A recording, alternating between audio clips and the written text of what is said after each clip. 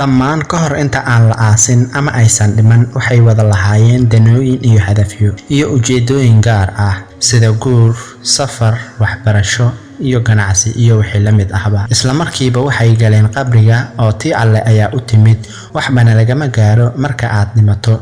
waxaa la weriyay in ruuxdaada ay baaqi ku sii ahaan doonto meydkaaga dhinaciisa sida barkintaada hoosteeda ama sariirtaada hareeraheeda. waa goorma? waa marka lagu dhaqayo ama lagu karfanayo labadaba. marka lagu aaso ruuxdaada waxay dib ugu soo laabanaysaa jirkaaga. marka laga soo laabto kadib waad soo toosaysaa sida qof hurdo ka soo kacay oo kale. waxaa la sheegaa in aad 3 jeer isku xigxigta aad isku dayi doonto inaad soo fadhiisato qabriga dhexdiisa. kadibna waxaad arkaysaa mugdiga ka jira godka qabriga dhexdiisa. laakiin mar walba oo aad damacdo inaad madaxa kor u soo qaado derbiga qabriga ayaad madaxa ku dhufanaysaa.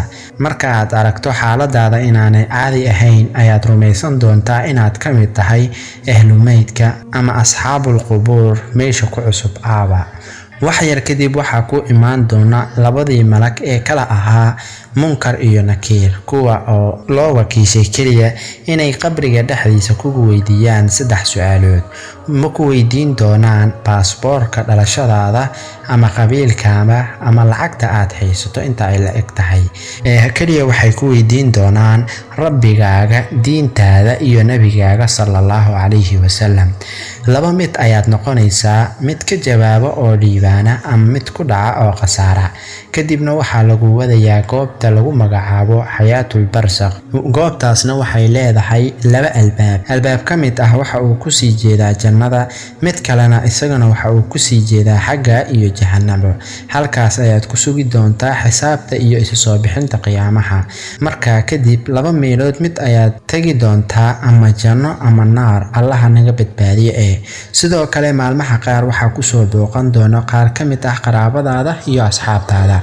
waxaa la wariyaa in malag ku imaan doono kuguna wargelin doono in qof ehelkaaga ka mid ah uu ku soo salaamay. waxa uuna kugu oranayaa waxaa ku yimid wiilkaaga ama hooyada ama xaaskaaga ama inantaadaba. ruuxdaada way ka soo baxaysaa godka qabriga waxayna soo koraysaa korka sare ee qabriga. waxay rabtaa inay dhageysato waxa uu oran doono qofka u yimid ee booqashada ah. intaas ayaan muuqaalkeena maanta ku soo gabagabeyn doonaa. muuqaalkan waxaan u soo qaadanay waxaan jeclaystay inaan naftayda iyo naftiinaba xasuusiyo geerida si aan ugu toobadkeeno dembiyada aan galayno. dhammaanteen Allah noo wada dambi dhaafo, qaatimadana Allah noo wadaajiyo.